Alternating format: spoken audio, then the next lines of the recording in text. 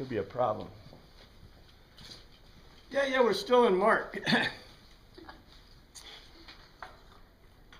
a joke, right? I hope you're enjoying the journey through Mark because, I know I am. The march through Mark? The march through Mark. You know, I always tell you, and it astounds me that I'm way ahead, so I always look through this ahead. But it just astounds me, you know, it's not, you know, I try to point out the points where I think we have translations that aren't very good. It's mostly that. I don't like to say mistranslations, although sometimes I think things are intentionally mistranslated to make them simpler or to make it easier for us. But, you know,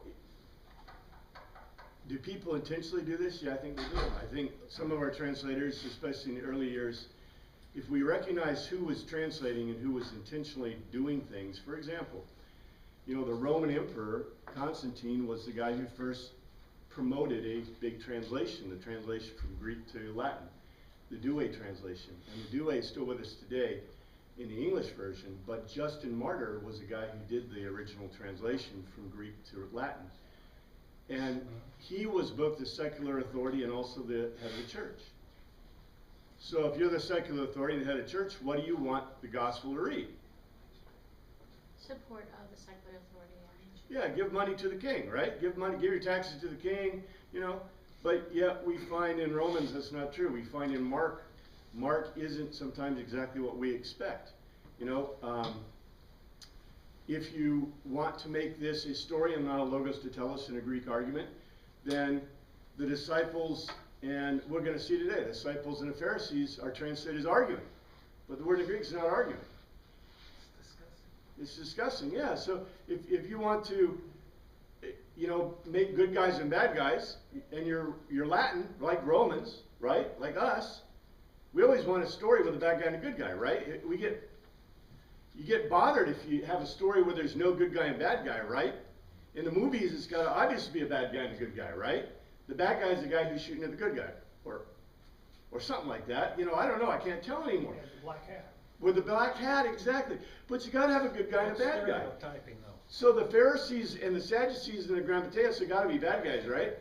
And you got to have the disciples being the good guys. But yet we find that those good guys ain't so smart or something, right? And Jesus keeps slapping them down. So that's why I constantly have to warn us to always remember to look at these documents not from the blinders of our own culture, not from the blinders of our own understanding of English so much, as an understanding of the culture, understanding of the language that is different, and that the way they're looking at it is different. And, you know, the proof text of that is, well, we're going to see a proof text. Logos to tell us. You never give a conclusion. Have you seen a conclusion in Mark? We saw a couple of conclusions given by somebody else, right? Very Socratically. Very Socratic method, but never concluded. Like, for example, Jesus says, well, who do you say I am? And Peter says, well, you're the Christus. But then Jesus doesn't say, well, yeah, you're right, right? What's he say? Don't tell anybody that. Right? So, very interesting, this construction. Very interesting way it is. If we look at it in that way, we can understand the Gospels. The words I want to give you today, we've had this word, we will not get away from this word. This word is going to be throughout the entire rest of Mark. Anastemi, anastemi. Anastemi. The pronunciation is EM sound. Anastemi means to stand up. We get anastemi nekros. Nekros, anastemi nekros, or thantos. Thantos. Nekros is dead. Thantos is the place of the dead. I'm not going to go into great detail about explanation of the difference, but basically, anastemi nekros means to rise from the dead, to stand up from death. This is a word, you know, pisteonte, pistis. Pistis and pisteo. Pisteo. Pistis and pisteo. This word we usually translate as faith And this word we translate as belief or believe. Unfortunately, they don't mean either of those things in Greek. Pistis means convince, to be convinced, and to have been convinced.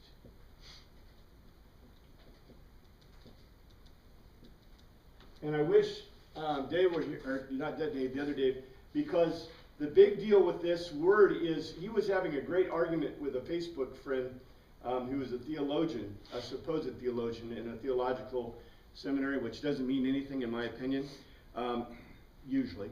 In any case, this guy was arguing with him that pistis and pisteo obviously meant faith and belief. However, I've given you the where the word comes from, pisteo, from pistis, from pitheo, a primary verb, to convince, by argument, true or false, by analogy, to pacify or conciliate, by other fair means, reflexively or passively, to assent, to evidence or authority, to rely by inward certainty, persuasion, credence, moral conviction of, this last part that I'm reading here is Strong's and Vines. Persuasion means to be convinced, right?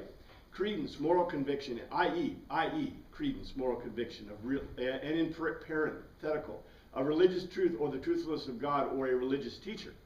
A special reliance upon Christ for salvation abstractly, consistency of such profession, by extension, the system of religious gospel truth itself. To have faith in, upon, etc., etc. Okay, so which one you want to believe? All of a sudden, here I am. I'm Paul. You're Greeks that have never heard anything about Jesus or the gospel, and I want to tell you, you must pisteo. You must pistis. And what do you think? You're going to convince me with an argument. I'm going to convince you a logical argument. And what does Strong's and Vines tell us it means? Well, he says in parentheticals. A special reliance on Christ for salvation. So Shazam, where's the beef?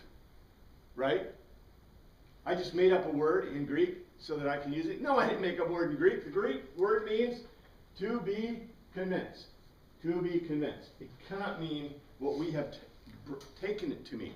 What does belief mean? What does faith mean? There's no word in Greek for faith or belief.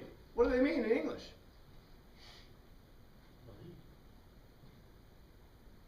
To have blind, Well, belief is supposed to be based on fact and truth. Well, you hope, right? I mean, Yes. I agree with That's that. the foundation, I think, in our country of what that word comes from, but we have moved so far away from that. Now you can believe in anything, in any story. Yeah, I believe in the Bhagavad Gita. That's what Hindus will tell you, right? I believe. I have faith in it. Yet the Greeks would say, but are you logically convinced of it? And what would they say? And that is the key. Ask yourself. I think, okay, this is the Jesus key, all right? If you want to know the gospel Jesus key, what would Jesus ask? Are you convinced? Of what? Of me, the Logos. I am the Logos. I am the logical argument of creation. I'm the logical argument. That is the only way to read this stuff. And as a matter of fact, we're going to see the word episteo. Episteo means to not be convinced. Sometimes it's translated unbelief, but it means literally not be convinced. There's still hope that you could be convinced. There's still hope that you could be convinced. Yeah, exact opposite of our kind of worldview, right? Our worldview is you have the unbelievers and the believers, the frozen chosen, and neither two will meet, right? When in Jesus' world, in the world of the gospel, there are those who are convinced and those who are unconvinced. I mean, you talk about, okay, if you're convinced and unconvinced, you're not sheep and goats, right? You're all sheep. Some of the sheep are unconvinced. Get it? I mean, I just think that we've got a gospel that in some ways the way we have worked it is separating instead of doing exactly what we want to do is bring everybody together and convince them, right? And anyway.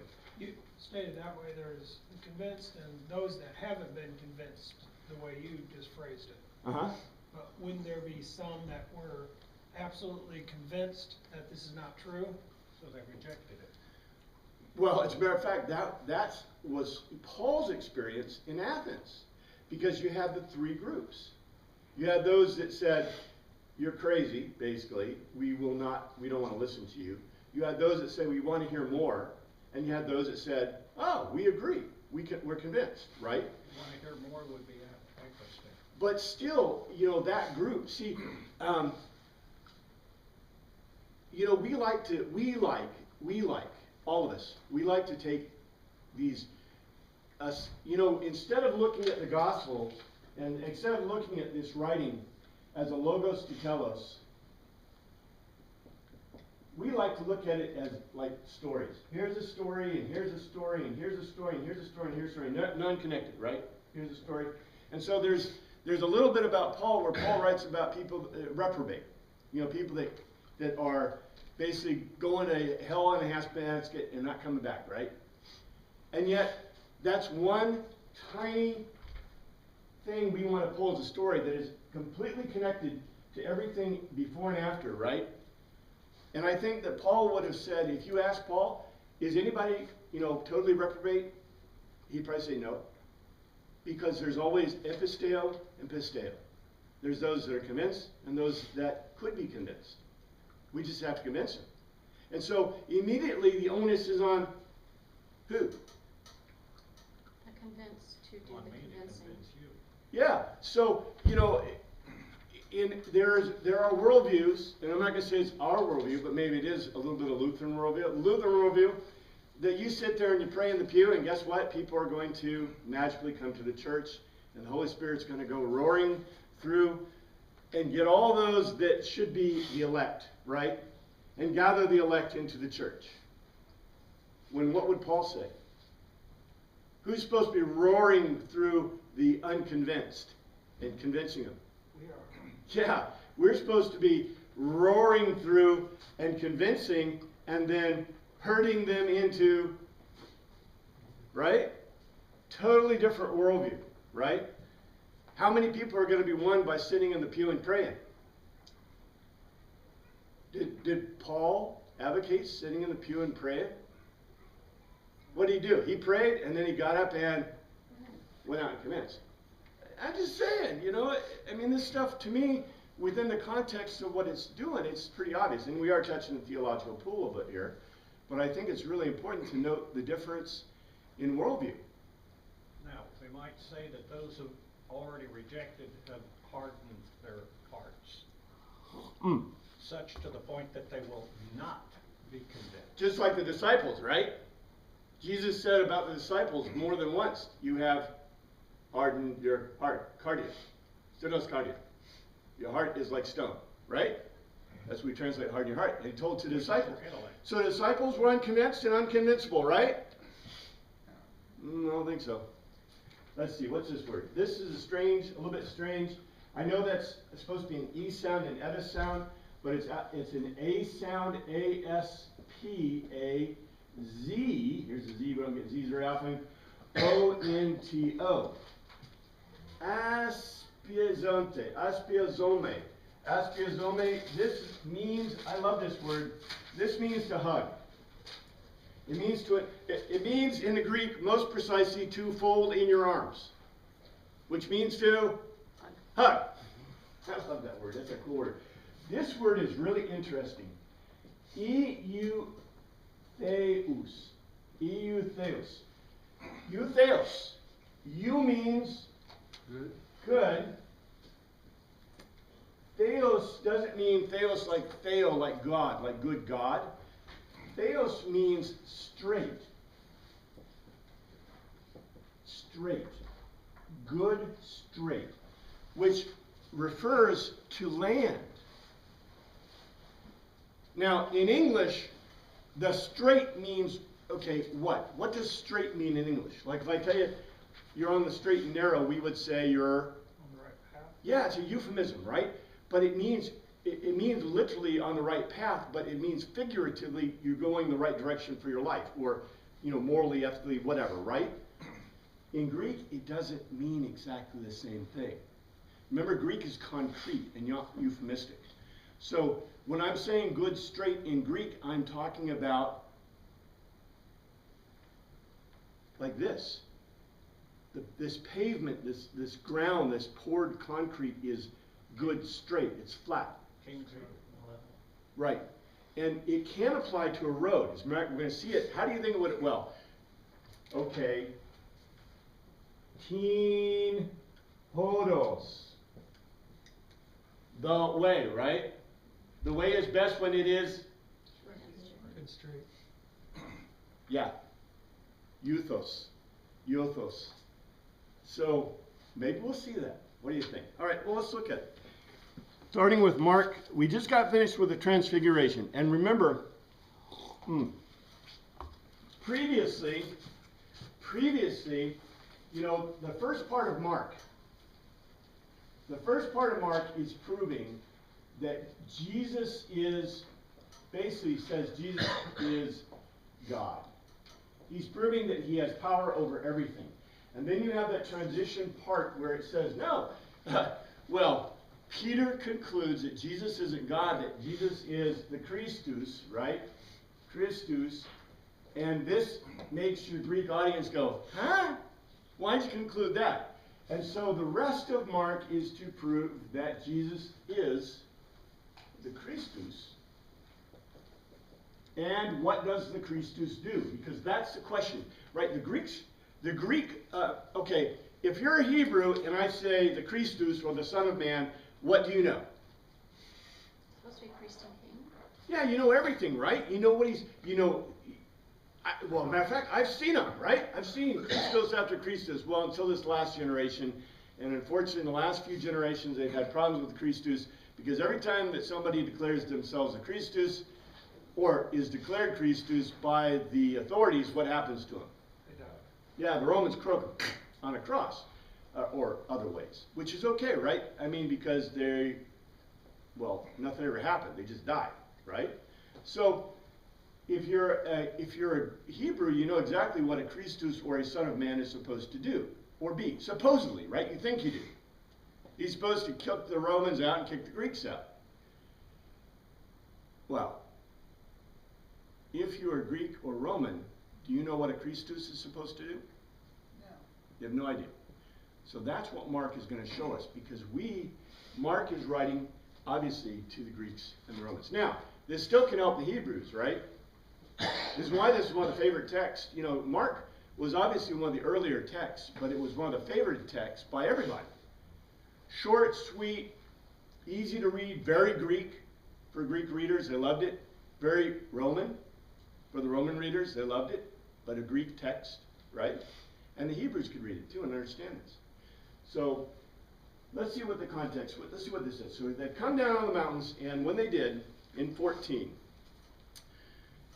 when they came, and this is 9:14, when they came to the other disciples, they saw a large crowd around them, and the teachers of the law, the grammateus, the scribes, and they said arguing. It's not arguing.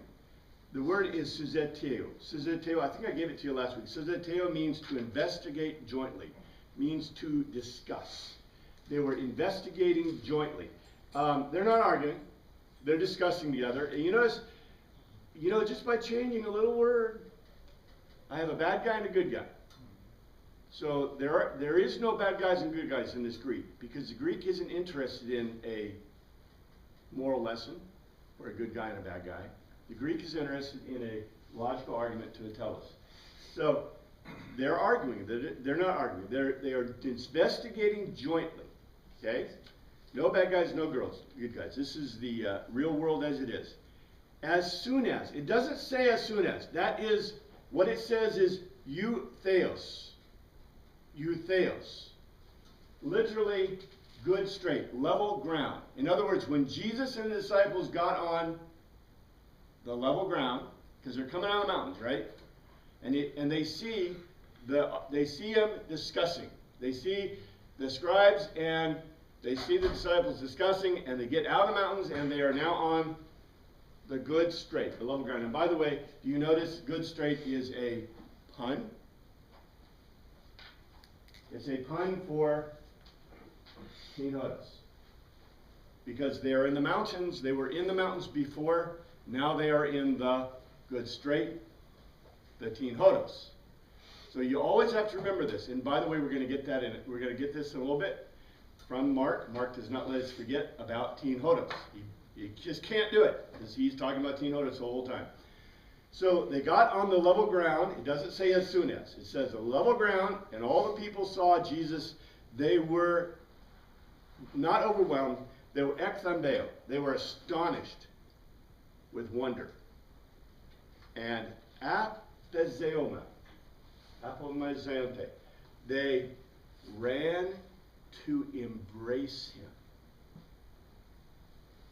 Now, this is really important because if you remember, just before this, what did Mark point us to? Do you remember a couple of weeks ago? May have been longer than that, but I made a big point of it about Mark pointing at something very important from the Old Testament. Back to Isaiah, right? Well, Jesus and the disciples, see, we want to take, here's the story of the Transfiguration, and here's the story about, there's something between the Transfiguration, I can't remember what it was last week, and then here's the story about Jesus, and the disciples and the Grammateus, and something else going to happen. We got the demonic guy, kid. These are all little stories, right? No, they're all connected together. Jesus just came off the mountain, and Mark made sure that we knew that because now they're on the good straight.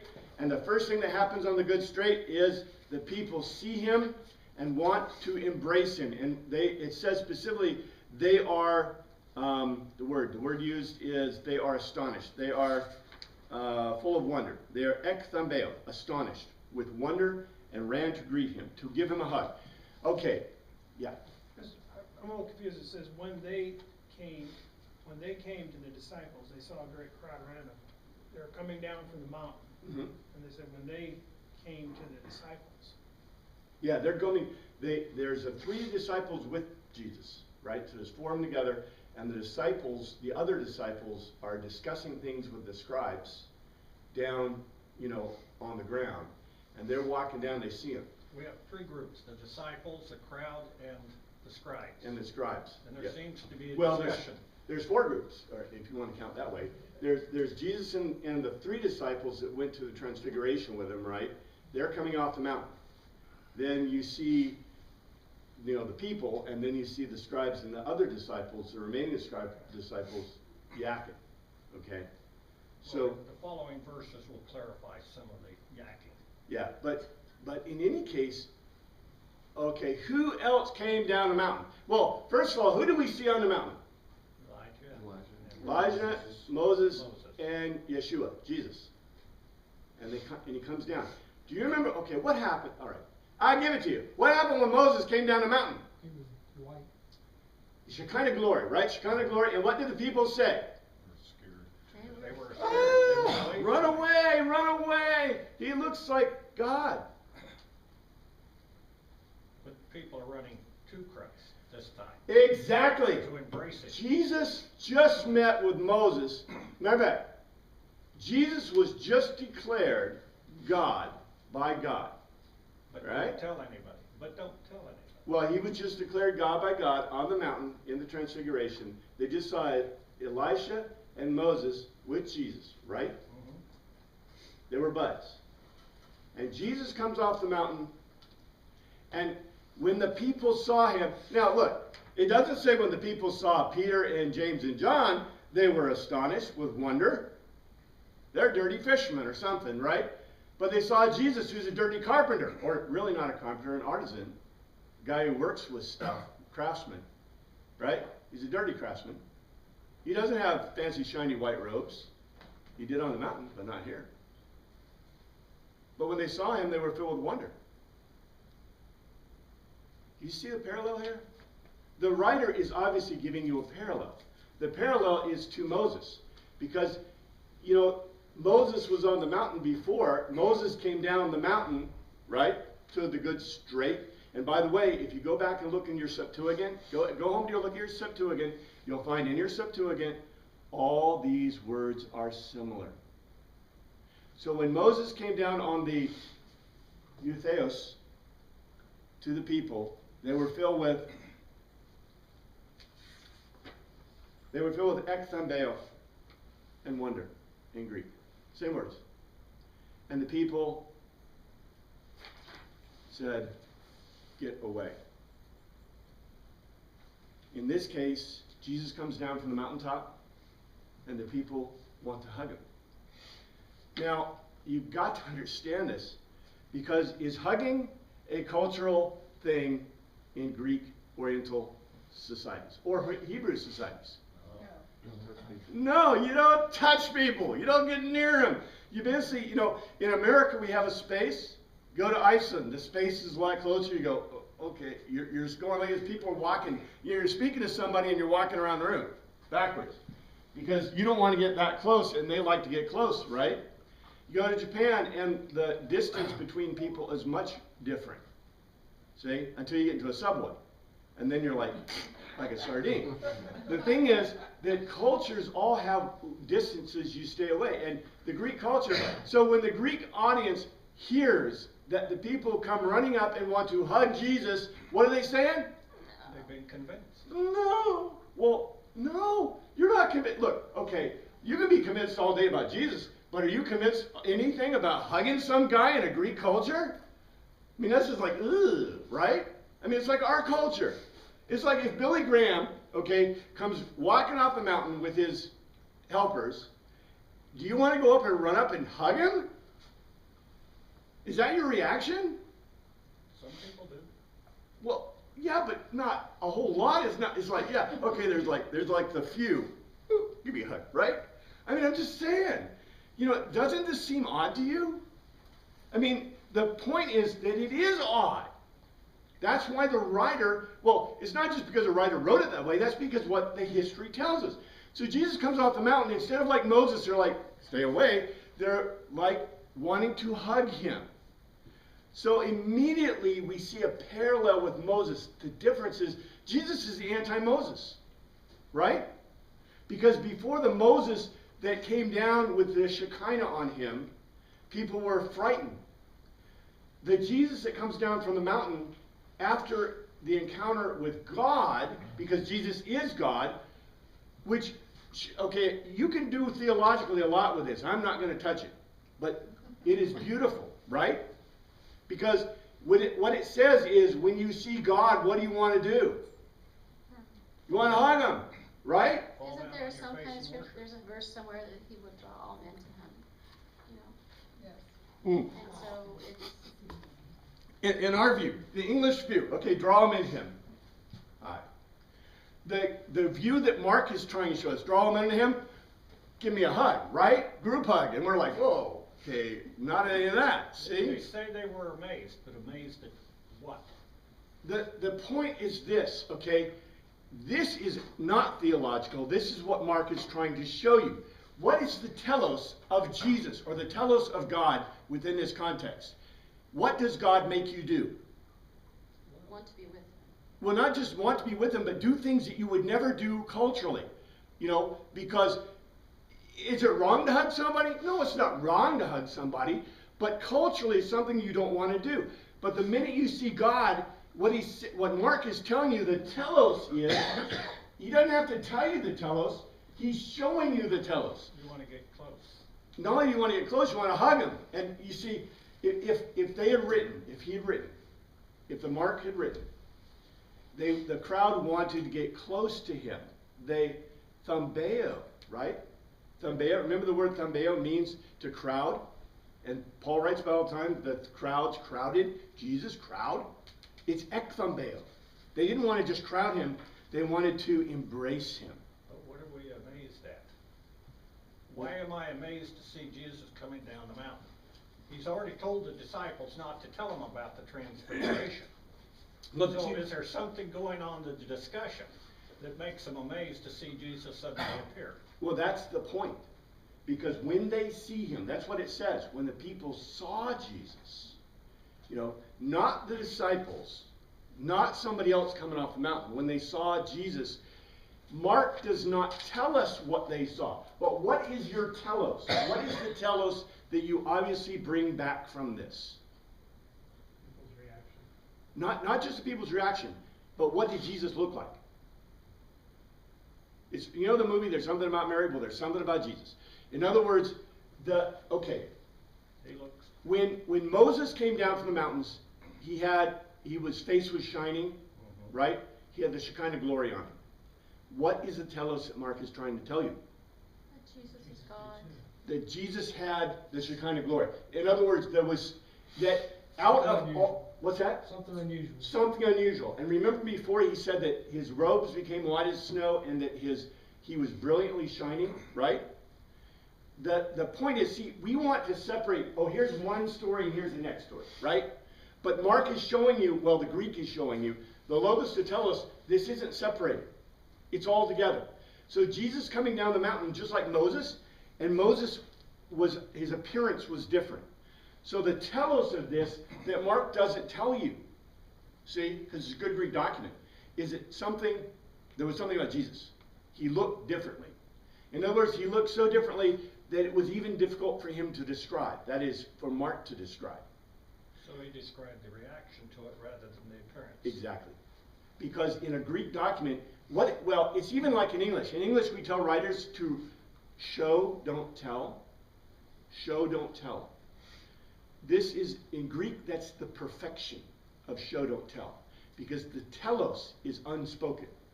In English, many times we write, as writers, we show you, and then we have a little conversation to explain what happened. And that way you don't miss it. Because then a good writer doesn't want you to miss a point. And that's what we as English, readers are used to, right? The Greeks don't do that. The Greeks just show you. Plus, it costs more money if I add more words. See? So they're going to tell you in the sparsest language possible we want the most bang for their buck. Now, what happens? So here's a big point. It comes on level ground. People want to hug him. Total different cultural thing. Is this different than the previous reactions of people to Jesus? Before this event, what did the people want to do with Jesus? Did they want to hug him? One place they wanted to chase him out of town. They wanted to touch him, right? They didn't want to hug him, they wanted to touch him, right? Because why did they want to touch him?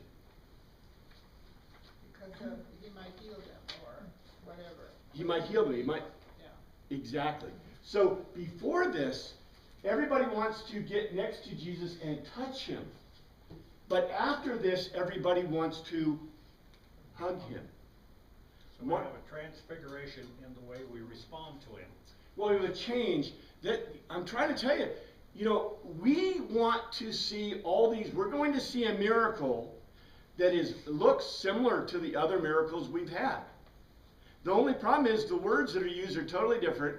The focus is totally different, and the way that it's expressed by Mark is totally different. But yet, because of the way we translate it, it looks the same as another demonic outcasting, right? But it's not. I'm telling you, the world's changed. In Mark, the world has changed between this and this. And remember, what did Peter call Jesus on the mountain? What word did he use to talk about him? Rabbi. He said, Rabbi. Rabbi. Before, what word did they use about Jesus? Didaske, teacher. Before they said he was a teacher, and now Peter calls him a rabbi. A lot of people miss this because this is the first time Jesus called rabbi in Mark. These are things you got to watch for. And by the way, in English, sometimes they translate it rabbi, and sometimes they translate it teacher, and sometimes they translate it professor. I don't know what they translate it. Rabbi would be Hebrew. Rabbi is Hebrew Aramaic, basically Aramaic, but Okay, it's Hebrew. and we're talking Greek, so they've used they've taken the word specifically from the Hebrew And rather used than the it Greek. because rabbi is Religious. it's a title. It means Hebrew teacher.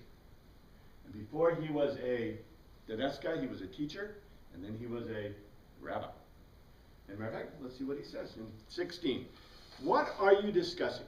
Not arguing. What are you discussing with them about? Jesus asked. He inquired. He inquired of, it doesn't say in our Bible, but he inquired of the scribes. Why did he inquire of the scribes? They're supposed to be the teachers. The disciples are stupid. Well, they're not stupid exactly, but they're not the, okay, they're the brightest, bulbs in the pack, right? Well, The- the scribes are the educated class. Exactly, the scribes are smart guys, and so Jesus comes down and says, hey, what are you discussing? Because he knows that the scribes are going to, whenever Jesus asks a question of the disciples, what does he get? Trash. Oh man, maybe you're John the Baptist. Well, John the Baptist is dead. Maybe you're Elisha. Well, Elisha's dead. It's like, and then finally Peter gets it. Well, the anointed one. Well, you're supposed to say you're God, but that's okay. Anointed one is close enough. You know what I'm saying? Jesus is constantly disappointed by the disciples. So he's going to ask the smart guys. Now, our Bibles carefully leave out that he talked to the scribes and asked them this question, and also tried to make it, act like they're arguing, which they're not. But in 16, what are you discussing with them about? He asked the scribes in the Greek. No negative connotations. And 17, a man in the crowd, not a scribe, or maybe a scribe. We don't know. It doesn't say. It doesn't say a scribe in the crowd.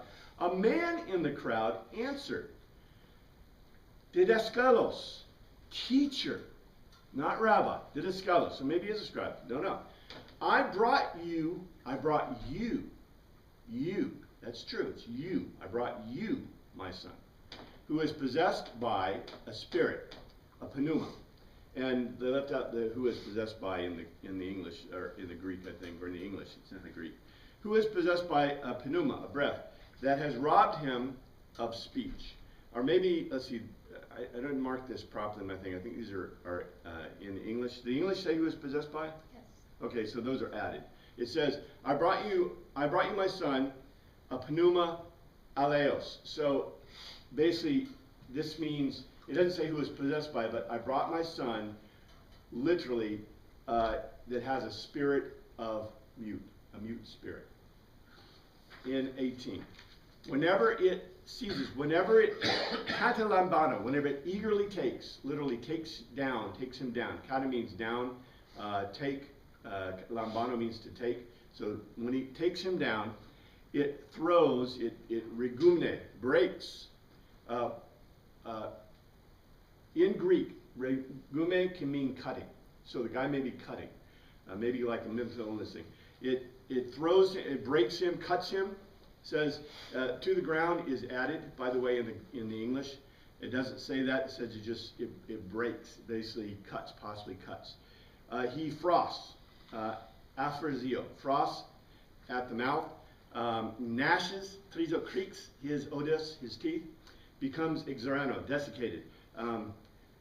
Desiccated, really hard to understand specifically what they mean in Greek, but becomes still. We said rigid, which is close enough.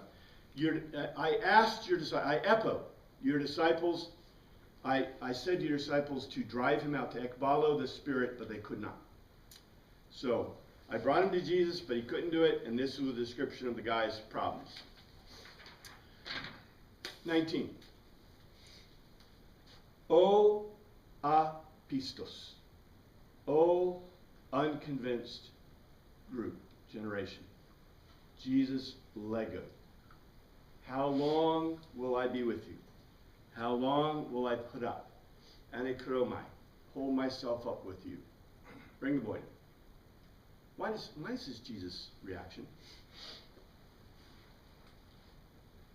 Because the problem, I think, why he was unable to be healed was because both the disciples and the Father did not, they didn't trust in God for this, or they weren't convinced, possibly. That's what you're going to say. So they had no power over the Spirit, and Jesus is discouraged. He spent so much time trying to get them to think correctly, and they're still not there. And he's saying, how long do I have to put up with how long before you get it? I think that's a very good answer, because Signs and wonders. that's precisely, the disciples are not getting it. Now, we expect the scribes to not get it, right? Who do you think Jesus is yakking at? The scribes or the disciples? I think the disciples, because that's who were His the ones that opinions. failed. Yeah. I think, if we're going to lay the blame, here's the disciples that are supposed to be able to handle this kind of problem, right? Jesus has been trying to get them there, right? He's Right. not been working with the scribes. And would you expect it for the scribes? Nope. Or from the Father for anybody, right? No. But the disciples, and Jesus is, I think that if anything, you could take a lot theologically away from this too, but I think what the Mark is trying to show us very precisely is that Jesus thinks that what do the disciples have in them? The power of God, right? Because if you're convinced you have the power of God, which means they're not convinced. And I take exception to the idea of, remember, we have this idea that if you have enough faith, you can move mountains and make everything work right. Well, Jesus would say, if you're convinced, and I think the real fault here, there's a real problem. It doesn't ever say that Jesus healed. What does it say that Jesus did for all the people that were ill and needed help over here? What did he do? Control the spirits. Well, it said he waited on them. Waited as like a waiter, like as in a nurse, right? It never said that he healed anybody in that sense. They just went away healed, right? They went away better. But it says that he therapeuo. Therapeuo in the Greek doesn't mean to give therapy. It means to wait on. So what were the disciples obviously not doing for the boy? They're not waiting on him. At the best, at the worst, what could you do to help this boy? Give him a hug, right? The people want to give Jesus a hug, and he's just Jesus. But the very least you could do about this kid who's like frothing at mouth and having problems is give him a hug, right? I mean, if you can't do anything else, give him a hug, right? It may not help. It may make the kid feel better. It may make the dad feel better, right? The disciples are focused on something else. And I think we're focused on something else. Because what do we want to see happen? A magic, a miracle. Jesus go away, right? When the real answer is, give him a hug. It's really interesting how this goes. Because I think that's what Jesus is really disappointed, because the boy isn't there. It says, bring the boy to me. What should the disciples have said? The first thing to this father. Bring the boy to me. Because if the boy's not there, you can't therapeuo him, can you? So they brought him. And when the pneuma saw Jesus, okay, now this is very interesting. Because the word used is not immediately. The word is eutheos. So they brought him.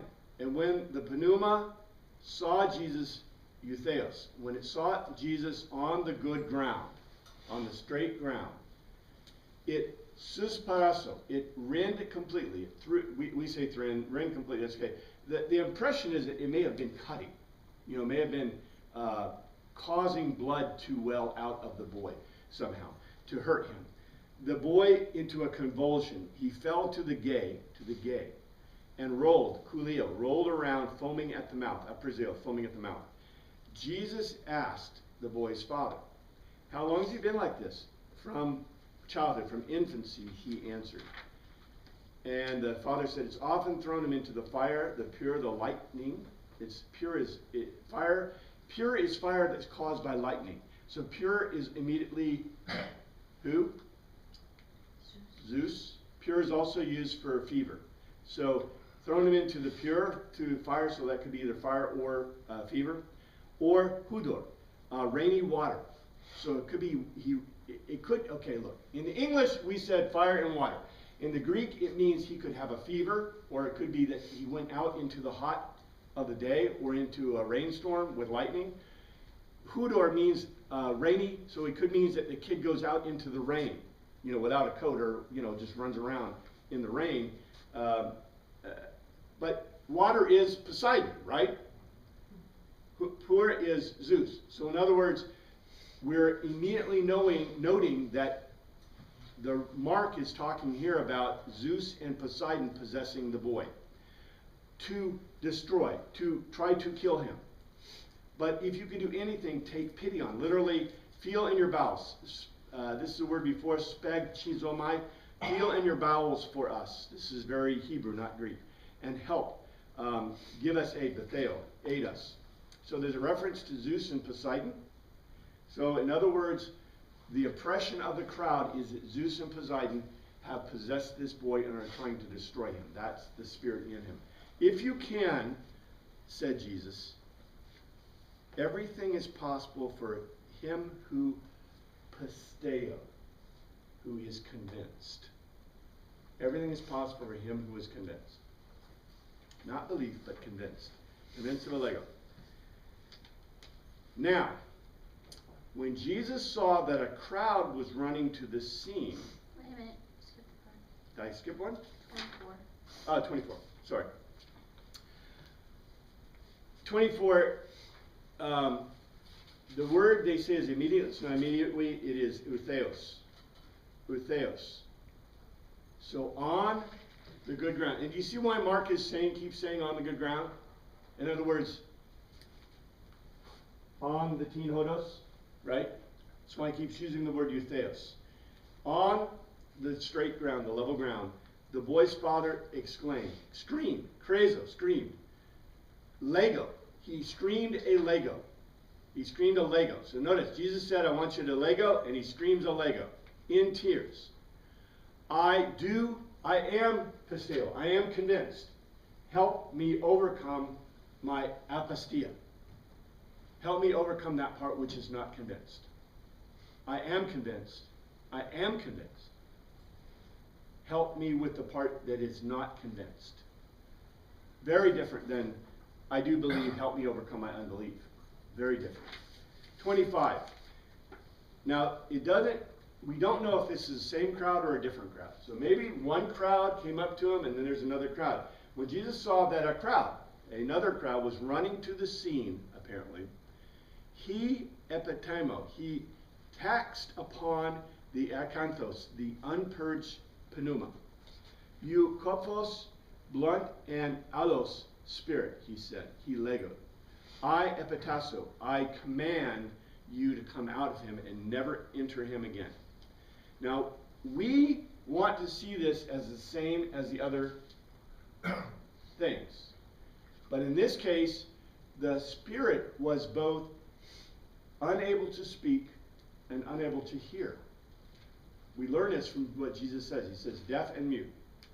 Before, they were either deaf or they were mute.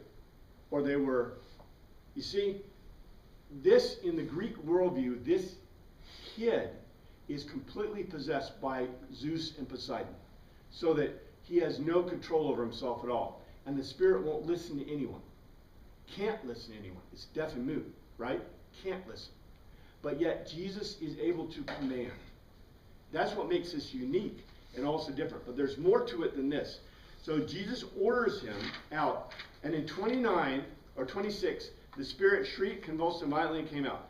The boy looked and, okay, this literally says, it cried and rent him violently and came out, and he was as if dead.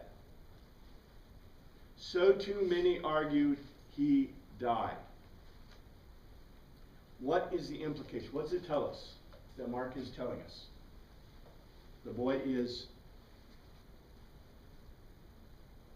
dead. The boy's dead. In English, we added a whole bunch of words to make it look like it was, they add the thing, the boy looked so much like a corpse. Nope, it's not a corpse. The word is necros. Necros means dead. So the boy looked like he was dead. And there is an as if in there, but the as if isn't as strong as the English is translated. The English translation, the boy looked so much like a corpse. It doesn't say he looked like anything. It said it was as if he was dead. In other words, he's dead. And many lego, he's dead. He had died off. Aponesto. He died off. He was dead. Literally, this says that the boy, in the impression of Mark, was dead. That's what makes us different. And look what it says in 27. But Jesus took him by the hand and lifted him to his feet, and he anasteme. He anasteme ek nekros. Anasteme ek nekros. He raised him from the dead. This is what makes this unique. There is a spirit that is a spirit of the gods, of the bad gods, the Greek gods, who can't speak and can't hear, but yet Jesus is able to communicate with them. Okay? Which shows the power of Jesus.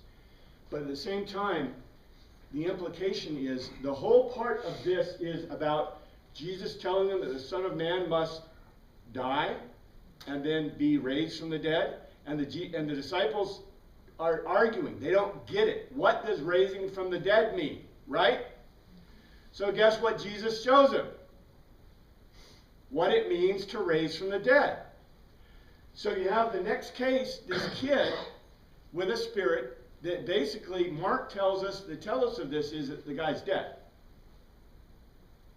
Right? And Jesus raises him from the dead.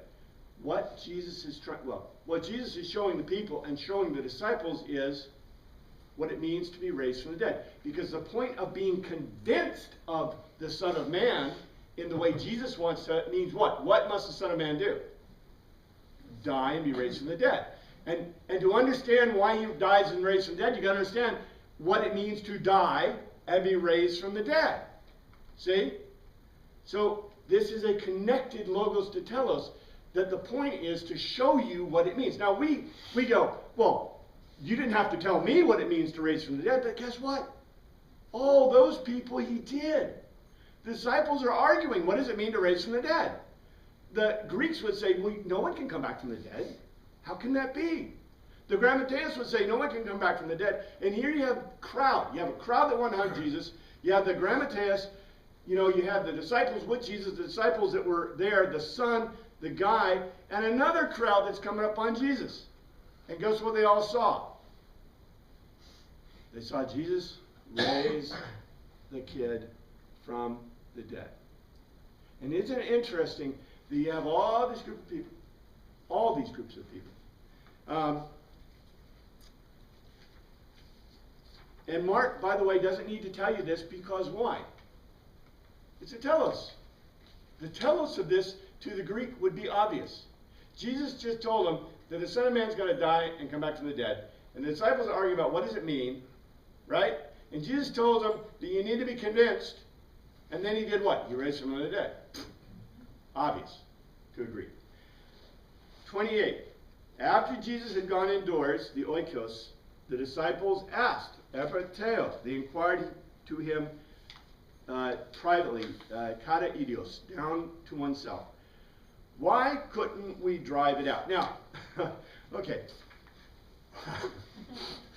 Now, I think that's not what I would have asked. What do you think the Greek audience, what is their question? What's the obvious question here?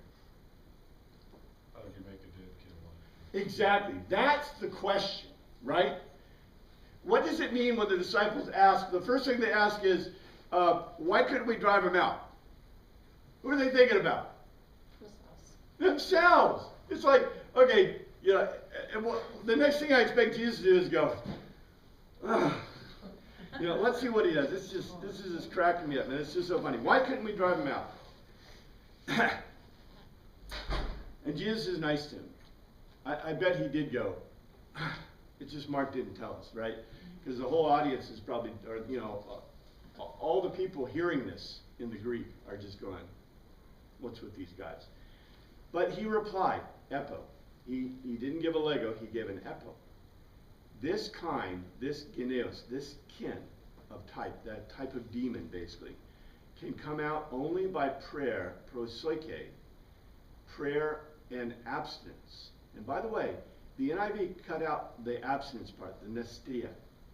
Now why would they pull out the abstinence It just part? says some manuscripts have it and some don't.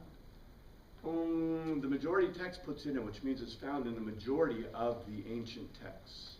But that's okay. I Is can. this fasting, abstinence? No, abstinence means, well, abstinence can be, fasting from food. But the reason it's nestea, because in the Greek, nestea means to fast from food or from other activities, right? So, it can be fasting from sexual activity, it can be fasting from, athletic activity. The Greeks would say fasting from scholarly activity or, other activities. Basically what it means is focusing entirely on worship or God. In fact, the word isn't prayer, it's prosoike, which is worship. So in other words, Jesus tells them what should they be focused on to have any kind of effect? God. And what's really interesting is before, when Jesus came down from the mountain and he was like with the, endued with the essence of God, all the people wanted to hug him. See? If anything, I think Jesus is is being nice to the disciples. He could have been giving them a backhanded slap, and he may be kind of ish a little bit, but he's being very gentle with them because he's trying to explain to them. And you notice he's not going to tell them the telos, right? He's not going to tell them the telos. We're being led into the telos. And that was it. In other words, you have to be focused on God, which means you are convinced. They left that. I think we're going to run out of time really quickly. Let's see if we can do a little bit, though. They left. Nope, that's it.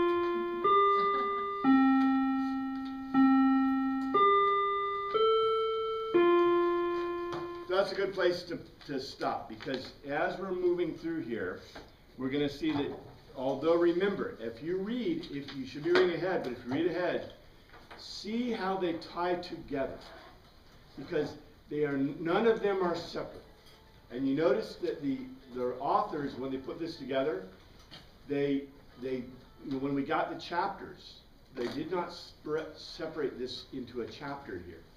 There may be a paragraph in the English, so it means a paragraph change, but it's the same logos to telos. It's the same argument. So we're still talking about the anastemi from nekros. So don't ever forget that, especially in this part of Mark. This is what it's all about. Thank you, Father, for your word. We thank you for this week. We pray you look after us and take care of our families. In your name we pray, amen.